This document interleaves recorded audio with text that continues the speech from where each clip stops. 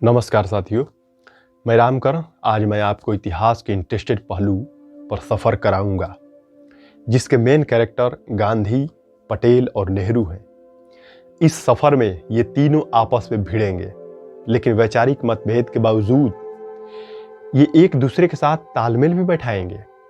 महात्मा गांधी अगर कांग्रेस की अंदरूनी राजनीति में हस्तक्षेप न करते तो सरदार वल्लभ भाई पटेल स्वतंत्र भारत के फर्स्ट इंडियन गवर्नमेंट के अंतिम प्रधानमंत्री होते। यही तो हम आपस में बातचीत करते रहते हैं। आखिर हकीकत क्या है? What is the truth? क्या गांधी का अनुकंपा से नेहरू प्रधानमंत्री बने थे? हालांकि पहला चुनाव 51 में हुआ था, जबकि 48 में ही गांधी स्वर्गवासी हो चुके थे। लौह पुरुष सरदार पटेल उस मनहूस डेट 30 जनवरी 1948 को महात्मा गांधी से मिलने वाले अंतिम शख्स थे। सरदार पटेल गांधी जी से मिलने वाले शाम करीब 4:45 बजे से कुछ पहले 5 अल्बुकर रोड पर पहुंचे थे। वे सीधे गांधी जी के कक्ष में चले गए। तब सर्वप्रथम प्रार्थना सभा का समय होने ही वाला था। आकाशवाणी के लिए उस सभा की रिकॉर्डिंग करने वाले केडी मदान भी पहुंच गए थे।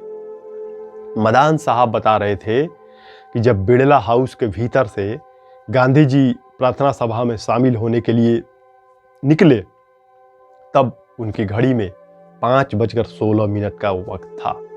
हालांकि ये कहा जाता है कि 5:17 पर उन पर गोली लगी।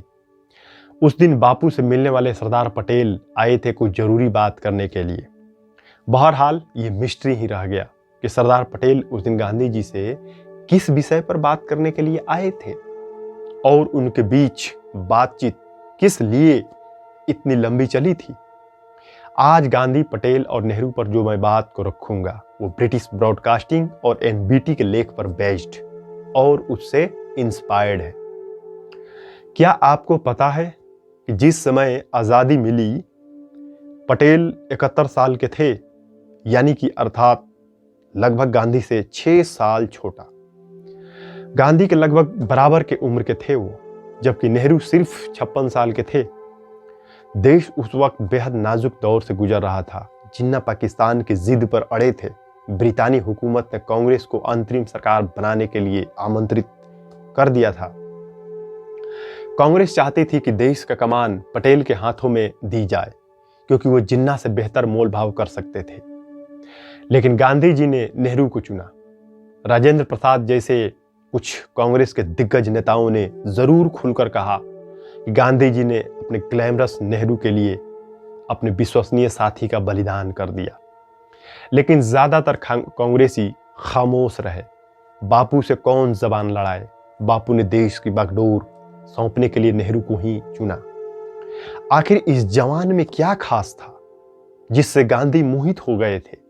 क्या आजकल जो गांधी के लिए कार्टून सोशल मीडिया पर बड़ा चल रहा है, इसी कारण पॉपुलर होते जा रहा है? क्या कारण है? गांधी के गहराई से क्या कोई अभी तक अनभिज्ञ नहीं रहा है क्या? What is the truth about Gandhi? How he became the father of the nation? आजादी के लगभग 70 साल आज हो गए हैं, पर यह सवाल भारत की राजनीति में हमेशा चर्चा में रहा है। अक्सर हम लोग जब चाय पीते हैं तो ऐसी पॉलिटिकल ऐतिहासिक बातों में आपसी भिड़ान हो जाती है। हालांकि मैं पर्सनली चाय का आदी नहीं, शायद ये मेरे परिवार का बैकग्राउंड से ऐसी आदत है। लेकिन कुछ चाय जीवन में मैंने भी पी है जिसे चाह कर भी भुला नहीं सकता, क्योंकि उस समय मेरे हाथ एहसास के कारण कांप रहे थे। चाय के कप के कंपन से मेरे होठ जल रहा था। आखिर मैं भी एक इंसान ही तो हूँ। बहरहाल, नेहरू के पीएम बनने के कारण को तलाशने के लिए हमें ब्रिटिश राज के अंतिम वर्षों की राजनीति और गांधी के साथ नेहरू और पटेल के रिश्तों को बारीकियों से समझना होगा। वल्लभ भाई पटेल से गांधी की मुलाकात नेहरू से पहले हुई थी। उनके पिता झेवर भाई पटेल 1857 के विद्रोह में हिस्सा लिया था। तब वो 3 साल तक घर से गायब रहे थे। 1857 के विद्रोह के 12 साल बाद गांधी जी का जन्म हुआ और 18 साल बाद 31 अक्टूबर 1975 में पटेल गांधी से केवल 6 साल छोटे थे, जबकि नेहरू पटेल से 14 से 15 साल लगभग छोटे थे। उम्र में 6 साल का फर्क कोई ज्यादा फर्क नहीं होता, इसलिए गांधी और पटेल के बीच दोस्ताना बर्ताव था। पटेल लंदन के उसी लॉ कॉलेज में मिडिल टेम्पल से बैरिस्टर बनकर भारत लौटे थे, जहां से गांधी, जिन्ना और उनके बड़े भाई विट्ठल भाई पटेल और नेहरू ने बैरिस्टर की डिग्रियां ली थी। उन दिनों वल्लभ भाई पटेल गुजरात के सबसे महंगे वकीलों में से एक हुआ करते थे। पटेल ने पहली बार गांधी को गुजरात क्लब में 1916 में देखा था। गांधी साउथ अफ्रीका में झंडे गाड़ने के बाद पहली दफा गुजरात आए थे। देश में जगह जगह उनका अभिनंदन हो रहा था।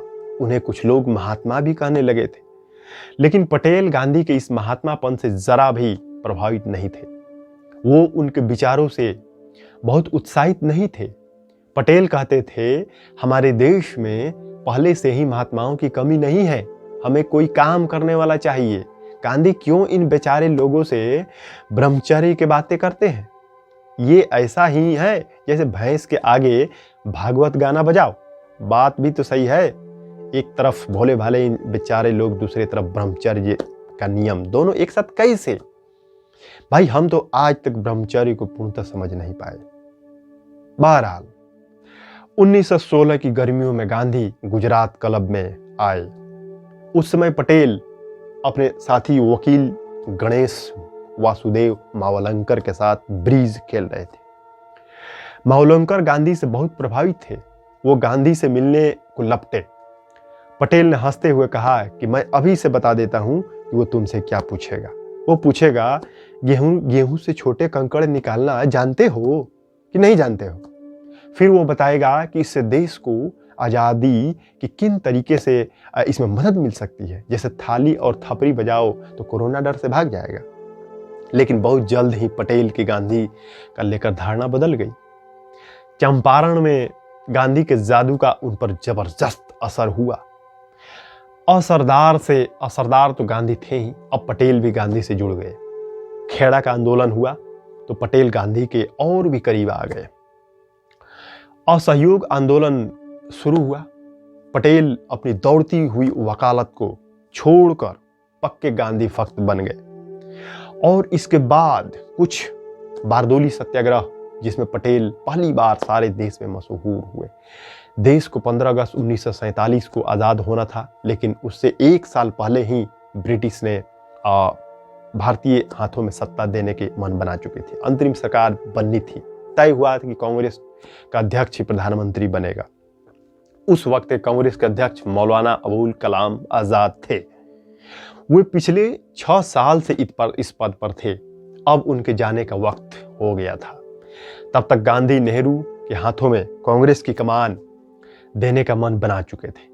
20 अप्रैल 1946 को उन्होंने मौलाना को पत्र लिखकर कहा कि वे एक वक्तव्य जारी करें कि वह अब अध्यक्ष नहीं बना रहना चाहते। गांधी ने बिना लाग लपेट पर यह भी साफ कर दिया कि अगर इस बार मुझसे राय मांगी गई तो मैं जवाहरलाल को पसंद करूंगा। इसके कई कारण हैं, उनका मैं जिक्र नहीं करना चाहता। इस पत्र के पूरे कांग्रेस में खबर फैल गई। गांधी नेहरू को प्रधानमंत्री बनाना चाहते हैं। 29 अप्रैल 1946 में कांग्रेस कार्य समिति की बैठक में पार्टी का नया अध्यक्ष चुना जाना था, जिसे कुछ महीने बाद ही अंतरिम सरकार में भारत का प्रधानमंत्री बनना था। इस बैठक में महात्मा गांधी के अलावा नेहरू, सरदार पटेल, आचार्य कृपलानी, राजेंद्र प्रसाद, खान अब्दुल गफ्फार खान के साथ कई बड़े कांग्रेसी नेता शामिल थे। कमरे में बैठा हर शख्स जानता था कि गांधी नेहरू को अध्यक्ष देखना चाहते हैं। परंपरा के मुताबिक कांग्रेस अध्यक्ष पद पर चुनाव प्रांतीय कांग्रेस कमेटियां करती थी और 15 में से 12 प्रांतीय कांग्रेस कमेटियों ने सरदार पटेल का नाम प्रस्तावित किया। बची हुई 3 कांग्रेस कमेटियां ने आचार्य जेबी कृपलानी को और पट्टाभी सीतारामैया का नाम प्रस्तावित किया था। किसी भी प्रांतीय कांग्रेस कमेटी ने अध्यक्ष पद के लिए नेहरू का नाम प्रस्तावित नहीं किया, जबकि सारी कमेटियां अच्छी तरह जानती थी कि गांधी नेहरू को पीएम बनाना चाहते हैं। चौथी बार अध्यक्ष बनाना चाहते हैं। पार्टी के महासचिव कृपलानी ने पीसीसी के चुनाव की पर्ची गांधी की तरफ बढ़ा दी। गांधी ने कृपलानी की तरफ देखा। कृपलानी समझ गए कि गांधी क्या चाहते हैं। उन्होंने नया प्रस्ताव तैयार कर नेहरू का नाम प्रस्तावित किया। उस पर सबने दस्तखत किए। पटेल ने भी दस्तखत किए। अब अध्यक्ष पद के 2 उम्मीदवार थे, एक नेहरू और दूसरा पटेल। नेहरू तभी भी निर्विरोध अध्यक्ष चुने जा सकते थे जब पटेल अपना नाम वापस ले। कृपलानी ने एक कागज पर अपनी नाम वापसी की अर्जी लिखकर दस्तखत के लिए पटेल की तरफ बढ़ा दी। मतलब साफ था, क्योंकि गांधी चाहते हैं कि नेहरू अध्यक्ष बने, इसलिए आप अपना नाम वापस लेने के कागज पर साइन कर दें, डिक्टेटरशिप। लेकिन आहत पटेल ने दस्तखत नहीं किए। उन्होंने ये पुर्जा गांधी की तरफ बढ़ा दी। गांधी ने नेहरू की तरफ देखा और कहा, जवाहर वर्किंग कमेटी के अलावा किसी भी प्रांतीय कांग्रेस कमेटी ने तुम्हारा नाम नहीं सुझाया है, तुम्हारा क्या कहना है? नेहरू खामोश रहे। वहां बैठे सारे लोग खामोश थे। गांधी को शायद उम्मीद थी कि नेहरू कहेंगे तो ठीक है, आप पटेल को ही मौका दें, लेकिन नेहरू ने ऐसा कुछ नहीं कहा। अब अंतिम फैसला गांधी को करना था। गांधी ने वो कागज फिर पटेल को लौटा दिया। इस बार सरदार ने उस पर दस्तखत कर दिए। कृपलानी ने ऐलान किया तो नेहरू निर्विरोध अध्यक्ष चुने जाते। ये कैसा निर्विरोध जिसकी चर्चा आज भी होती है। कृपलानी ने अपनी किताब Gandhi his life and thoughts में इस पूरी घटना का विस्तार से जिक्र किया है। उन्होंने लिखा है कि मेरा इस तरह हस्तक्षेप करना पटेल को अच्छा नहीं लगा। पार्टी का महासचिव होने के नाते मैं गांधी का मर्जी का काम यंत्रवत कर रहा था और उस वक्त मुझे यह बहुत बड़ी चीज नहीं लगी। आखिर ये एक अध्यक्ष का ही तो चुनाव था। मुझे लगा अभी बहुत सी लड़ाइयां सामने हैं, लेकिन भविष्य कौन जानता है, इतिहास क्या जज करेगा। मालूम होता है कि ऐसी तुच्छ घटनाओं से ही किसी व्यक्ति या राष्ट्र की किस्मत पर निर्भर होती है। गांधी ने आखिर ऐसा क्यों किया? गांधी सॉफ्ट लेकिन क्या वो डिक्टेटर से? तभी तो अपना मन से काम कर रहे थे और अपनी अनुभव को सबसे ऊपर मान रहे थे। लोकतंत्र का मूल्य का क्या, वो ताखा पर क्यों रख दिया गया? ये महात्मा गांधी ही कर सकते थे। कांग्रेस का अध्यक्ष कौन बनेगा, यह फैसला एक ऐसा आदमी कर रहा था जो 12 साल पहले ही कांग्रेस की प्राथमिक सदस्यता से भी इस्तीफा दे चुका था। लेकिन कांग्रेसियों के लिए यह बड़ी बात नहीं थी, क्योंकि साल 1929 में, 1936 में, 1939 में के बाद ये चौथा मौका था जब पटेल ने गांधी जी के कहने पर अध्यक्ष पद से अपना नामांकन वापस लिया था। सब हक्का बक्का रह गए। तब के जाने माने पत्रकार दुर्गा दास ने भी अपनी किताब India from Curzon to Nehru में लिखा है कि राजेंद्र प्रसाद ने मुझसे कहा कि गांधी जी ने ग्लैमरस नेहरू के लिए अपने विश्वसनीय साथी का बलिदान कर दिया और मुझे डर है कि अब नेहरू अंग्रेजों के रास्ते पर आगे बढ़ेंगे। राजेंद्र बाबू की यह प्रतिक्रिया जब मैंने गांधी जी को बताई तो वो हंसे और उन्होंने राजेंद्र की सराहना करते हुए कहा कि नेहरू आने वाली ढेर सारी समस्याओं का सामना करने के लिए खुद तैयार कर चुके हैं। तो सवाल ये है कि इतने विरोधों के बावजूद गांधी ने पटेल की जगह नेहरू को क्यों चुना? जैसे गांधी ने कहा था कि उनके पास इसकी कई वजहें हैं, लेकिन वे वजहें न किसी ने उनसे पूछी, न ही उन्होंने किसी को बताई। कांग्रेस में तो किसी में हिम्मत नहीं थी कि वह बापू से पूछे कि सरदार पटेल जैसे योग्य नेता को छोड़कर आपने नेहरू को क्यों चुना। सब जानते थे कि पटेल के पांव जमीन पर मजबूती से स्थापित है। वो जिन्ना जैसे लोगों से उन्हीं की जुबान में मोल भाव कर सकते थे। उनसे जब पत्रकार दुर्गा दास ने यह सवाल पूछा तो गांधी ने मना कर दिया। बतौर कांग्रेस अध्यक्ष पटेल एक बेहतर नेगोशिएटर और ऑर्गेनाइजर हो सकते हैं, लेकिन उन्हें लगता है कि नेहरू को सरकार का नेतृत्व करना चाहिए। ये उनका लगना ही नेहरू के लिए अनुकंपा था शायद। जब दुर्गादास ने गांधी से पूछा कि आप ये गुण पटेल में क्यों नहीं देख पाते, तो इस पर गांधी ने हंसते हुए कहा कि जवाहर हमारे कैंप में अकेला अंग्रेज है। गांधी को लगा कि दुर्गादास उनके जवाब में संतुष्ट नहीं है, तो उन्होंने कहा कि जवाहर दूसरे नंबर पर आने के लिए कभी तैयार नहीं होंगे। वे अंतर्राष्ट्रीय विषयों को पटेल के मुकाबले अच्छे से समझते हैं, वे इसमें अच्छी भूमिका निभा सकते हैं।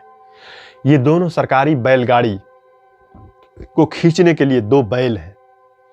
इसमें अंतर्राष्ट्रीय काम के लिए नेहरू और राष्ट्रों के काम के लिए पटेल होंगे, दोनों गाड़ी अच्छी खींचेंगे। गांधी के इस प्रेस इंटरव्यू से दो बातें निकलकर सामने आई। एक कि ये नेहरू नंबर 2 नहीं होना चाहते थे, जबकि गांधी को भरोसा था कि पटेल नंबर 2 होने में कोई ऐतराज नहीं होगा। और वाकई ऐसा ही हुआ, क्योंकि पटेल मुंह फुलाने के बजाय एक हफ्ते के अंदर ही न केवल सामान्य हो गए बल्कि हंसी मजाक भी करने लगे। उनकी बातों पर हंसने वालों में खुद गांधी भी शामिल थे। दूसरी बात यह है कि गांधी को लगता था कि अपनी अंग्रेजियत के कारण सत्ता हस्तांतरण को नेहरू पटेल के मुकाबले ज्यादा बेहतर ढंग से संभाल सकते हैं। महात्मा गांधी ने एक और मौके पर यही बात कही थी कि जिस समय हुकूमत अंग्रेज के हाथ से ली जा रही हो, उस समय कोई दूसरा आदमी नेहरू की जगह नहीं ले सकता।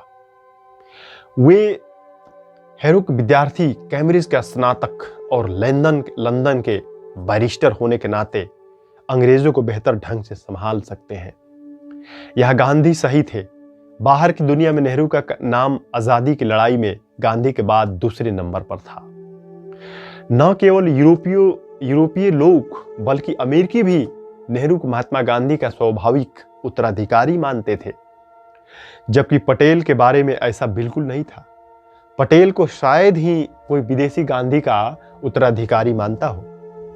लंदन के कहवा घरों में बुद्धिजीवियों के बीच नेहरू की चर्चा होती थी।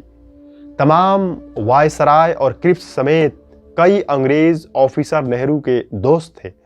उनसे नेहरू की निजी बातचीत होती थी। नेहरू से उल्टे थे पटेल। दोनों में और भी बड़े अंतर थे। दो राजनीति में बहुत मायने रखते थे। नेहरू एक आकर्षक व्यक्तित्व के स्वामी थे। लोग उन पर ऐसे ही मोहित नहीं थे। अंग्रेज भी उनके प्रेमी थे। उन्हें अंग्रेजी और हिंदी में बोलने के और लिखने की कमाल की महारत हासिल थी। नेहरू उदार थे। उनका खुलापन उन्हें लोकप्रिय बनाता था। वो भावुक और सौंदर्य प्रेमी थे जो किसी को भी रिझा सकते थे। इसके उलट पटेल सख्त और थोड़े रूखे थे। वो व्यवहार कुशल थे, लेकिन उतने ही मुंहफट और खड़ूस भी। दिल के ठंडे लेकिन हिसाब किताब में माहिर। नेहरू जोड़ तोड़ में बिल्कुल माहिर नहीं थे। वे कांग्रेस में भी अलग थलग रहने वाले नेता थे। जेल में बंद रहकर वे अपने साथी कांग्रेसियों से गपशप करने की जगह अपनी कोठरी में अकेले बैठकर डिस्कवरी ऑफ इंडिया जैसी किताबें लिखते थे। उनकी अभिजात्य वर्ग अपनी एक अलग दुनिया थी। वहीं पटेल राजनीतिक तंत्र का हर पुर्जा पहचानते थे, जोड़ तोड़ करने में माहिर थे। यही वजह थी कि प्रांतीय कांग्रेस कमेटी में उन्हें 15 में से 12 कमेटियों का समर्थन मिला। नेहरू कमान के वक्ता थे, कमाल के वक्ता थे, जबकि पटेल भाषणबाजी से चिढ़ थी। वे दिल से और साफ साफ बोलते थे। ऐसा नहीं था कि मुसलमानों को लेकर उनके मन में आरएसएस जैसी कोई वितृष्णा या पूर्वाग्रह था, लेकिन खरा खरा बोलने के कारण वो देश के मुसलमानों में नापसंद किए जाने लगे। नेहरू समाजवाद के मसीहा थे, तो पार्टी के लिए चंदा इकट्ठा करने वाले पटेल पूंजीपतियों के संरक्षक।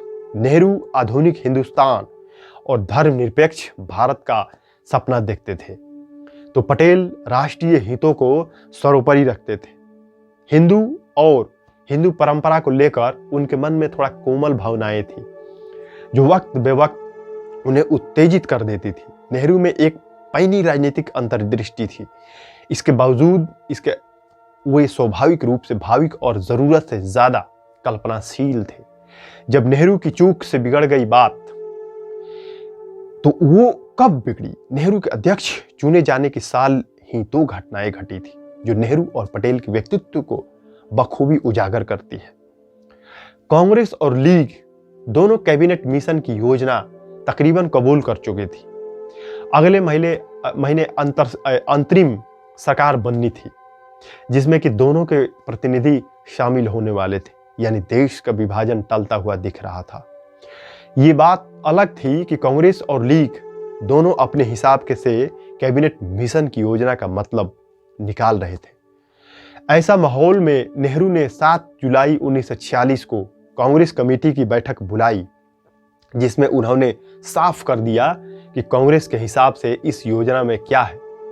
कांग्रेस मानती थी कि चूंकि प्रांतों के किसी भी समूह में रहने या न रहने की आज़ादी होगी, इसलिए जाहिर है कि उत्तर पश्चिम सीमा प्रांत और असम जहां कांग्रेस की सरकारें हैं वे पाकिस्तान के बजाय हिंदुस्तान वाले समूह से जुड़ना चाहेंगे।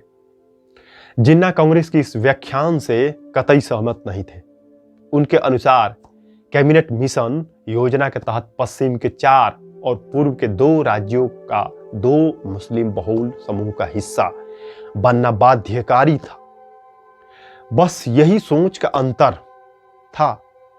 अभी समझदारी से ही जैसे ही ये सोचा जा रहा था, पहले कांग्रेस और लीग मिलकर अंतिम सरकार बनाए, फिर जो जैसा होगा वैसा देखा जाएगा।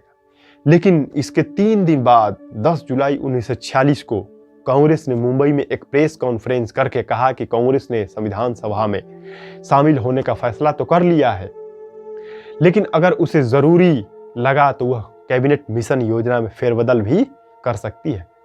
नेहरू ने एक बयान देकर कैबिनेट मिशन की सारी योजनाएं को 1 मिनट में ध्वस्त कर दिया। इससे अटूट भारत की आखिरी उम्मीद भी पानी फिर गया। नाराज जिन्ना को मौका मिल गया। उन्होंने भी एक प्रेस कांग्रेस बुलाई और साफ कह दिया कि कांग्रेस के इरादे नेक नहीं। अगर ब्रिटिश राज के रहते मुसलमानों को पाकिस्तान नहीं दिया गया तो बहुत बुरा होगा। मुस्लिम लीग ने 16 अगस्त से डायरेक्ट एक्शन का प्लान बना दिया। जिन्ना के डायरेक्ट एक्शन का नतीजा भारी हिंसा होगी, ये कोई नहीं जानता था। लेकिन सरदार पटेल समझ रहे थे कि नेहरू से बड़ी भारी गलती हो गई। उनकी बात सही थी, लेकिन इसका खुला ऐलान करने की जरूरत नहीं थी। सरदार ने अपने करीबी मित्र और अपने निजी सचिव डीपी मिश्रा को एक खत लिखा। हालांकि नेहरू अब तक 4 बार कांग्रेस के अध्यक्ष चुने जा चुके थे, लेकिन कांग्रेस के उनकी हरकतें मासूमियत से भरी लेकिन बचकानी होती है। उनकी ये प्रेस कॉन्फ्रेंस भावुकता से भरी और मूर्खतापूर्ण थी, लेकिन उनकी तमाम मासूम गलतियों के बावजूद उनके अंदर के आज़ादी के लिए गजब का जज्बा और उत्साह है। उन्हें बेसब्र बना देता है, जिसके चलते हुए अपने आप को भूल जाते हैं। जरा सा भी विरोध उन पर वो पागल हो जाते हैं, क्योंकि वो उतावले हैं। नेहरू की पहाड़ जैसी भूल का नतीजा बहुत जल्द देश के सामने आ गया। जिन्ना के डायरेक्ट एक्शन से देश में हिंदू मुस्लिम दंगे भड़क गए। अकेले कलकत्ता शहर में हजारों लोग मारे गए, लाखों लोग बेघर हो गए। नोआखाली में भारी कत्लेआम हुआ। धीरे धीरे देश को उन दंगों ने अपनी गिरफ्त में ले लिया। इसके बाद गांधी कलकत्ते से लेकर नोआखाली और बिहार तक दंगे में मारे गए हिंदुओं और मुसलमानों के खून को साफ करने की 24 घंटे की ड्यूटी पर लगे रहे। ये ड्यूटी आज़ादी मिलने के दिन तक जारी रही। महात्मा गांधी के विश्वास पात्र थे सरदार पटेल। गांधी जी 2 अक्टूबर 1947 को अपने अंतिम जन्मदिन पर राजधानी के 30 जनवरी मार्ग पर स्थित बिड़ला हाउस में थे। उन्होंने वह दिन उपवास, प्रार्थना और अपने चरखे पर अधिक समय बिताकर मनाया। वे उस दिन बहुत निराश और असहाय थे। देश की जब परिस्थितियों के कारण गांधी जी अकेले और अलग थलग महसूस करने लगे थे, उस दिन उनसे सरदार पटेल भी मिलने आए। गांधी जी ने सरदार पटेल से खुलकर बातें की और उनसे पूछा, मैंने ऐसा क्या अपराध किया है पटेल कि मुझे यह दुखद दिन देखने के लिए जीवित रहना पड़ रहा है।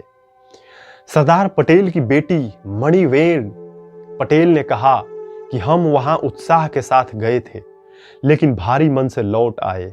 तब सरदार पटेल और औरंगजेब रोड के एक प्राइवेट बंगले के एक छोटे से हिस्से में रहते थे। तलवार के बदले तलवार उठाने की सलाह पटेल ने दी थी। कब? जगह जगह दंगे हो रहे थे, हिंदू मुसलमान मारे जा रहे थे। ऐसे में पटेल के हिंदुत्व ने उछाल मारा और 23 नवंबर 1946 को मेरठ में कांग्रेस के अधिवेशन में अपना आपा खो बैठे। अधिवेशन में उन्होंने अपने भाषण में कह दिया कि धोखे से पाकिस्तान लेने की बात मत करो। हाँ, अगर तलवार से लेना है तो उसका भी मुकाबला तलवार से किया जा सकता है। पटेल का बयान सनसनीखेज था। गांधी की अहिंसा नीति के एकदम उलट। गांधी तक शिकायत तुरंत पहुंच गई। गांधी ने पटेल को लिखा, तुम्हारे बारे में बहुत सी शिकायतें सुनने में आई है, बहुत में अतिशयोक्ति है, हो अनजाने में है, लेकिन तुम्हारे भाषण लोगों को खुश करने वाले और उकसाने वाले होते हैं। तुमने हिंसा अहिंसा का भेद नहीं रखा। तुम लोगों को तलवार का जवाब तलवार से देना सिखा रहे हो। जब मौका मिलता है मुस्लिम लीग का अपमान करने से नहीं चूकते। यदि यह सब सच है तो यह बहुत हानिकारक है। पद से चिपटे रहने की बात करते हो, और यदि करते हो तो यह भी चुभने वाली चीज है। मैंने तुम्हारे बारे में जो सुना वह विचार करने के लिए तुम्हारे सामने रखा है। यह समय बहुत नाजुक है। यह जरा भी पटरी से उतरे कि नाश हुआ समझो। कार्य समिति में जो समस्वरता होनी चाहिए वह नहीं है। गंदगी निकालना तुम्हें आता है, उसे निकालो। इसी पत्र में आगे गांधी जी ने पटेल को कहा कि यह भी बता दिया कि वो बूढ़े हो चुके हैं। गांधी ने लिखा कि मुझे और मेरा काम समझने के लिए किसी विश्वसनीय समझदार आदमी को भेजना चाहो तो भेज सकते हो। तुम्हें दौड़ कर आने की बिल्कुल जरूरत नहीं है। तुम्हारा शरीर भाग दौड़ के लायक नहीं रहा। शरीर के प्रति लापरवाह रहते हो, यह बिल्कुल ठीक नहीं है। ये दो घटनाएं नेहरू और पटेल के व्यक्तित्व के बारे में बताने के लिए काफी है। सच तो ये है कि गांधी 1942 में उस वक्त नेहरू को अपना उत्तराधिकारी घोषित कर चुके थे, जो दोनों के बीच मतभेद चरम पर थे। तब गांधी ने कहा कि हम अलग करने के लिए व्यक्तिगत मतभेद से कहीं अधिक ताकतवर शक्तियों की जरूरत होगी। कई वर्षों में से मैं ये कहता आया हूं कि आज भी कहता हूं कि जवाहरलाल ही मेरा उत्तराधिकारी होंगे। वे कहते हैं कि मेरी भाषा नहीं समझते, मैं उनकी, फिर भी मैं जानता हूं कि जब मैं नहीं रहूंगा तो मेरी ही भाषा बोलेंगे। लेकिन इसका मतलब ये नहीं कि गांधी पटेल से कम प्रेम करते थे। आज न गांधी है, न नेहरू और न ही पटेल। वक्त का पहिया पूरी तरह घूम गया है। आज नेहरू कटघरे में है और गुजरात में लगी लौह पुरुष पटेल करीब 600 फीट ऊंची दुनिया के सबसे बड़ी मूर्ति के रूप में इतिहास को पलटकर देख रही है। कांग्रेस के महान नेता पटेल हिंदुत्व पर उस आरएसएस ने कब्जा कर लिया जिसे पटेल ने स्वयं कभी प्रतिबंधित किया था। सब समय का पहिया है बाबू भैया, समय का चक्कर है बाबू भैया। गुजरात 1928 में एक प्रमुख किसान आंदोलन था। प्रांतीय सरकार ने किसानों के लगान में 30% की बढ़ोतरी कर दी। पटेल इस आंदोलन के नेता बने। ब्रिटिश सरकार को झुकना पड़ा। इसी आंदोलन के बाद पटेल को गुजरात के महिलाओं ने सरदार की उपाधि दी। 1931 के कांग्रेस के कराची अधिवेशन में पटेल पहली और आखिरी बार पार्टी के अध्यक्ष चुने गए। पहली बार वह गुजरात के सरदार से देश का सरदार बन गए। आज वो सरदार का जलवा कायम है और आगे बढ़ रहा है। बाकी गांधी, पटेल और नेहरू के बारे में आप क्या सोचते हैं? अपनी राय कमेंट में रख सकते हैं। आप सभी को बहुत बहुत धन्यवाद, शुक्रिया।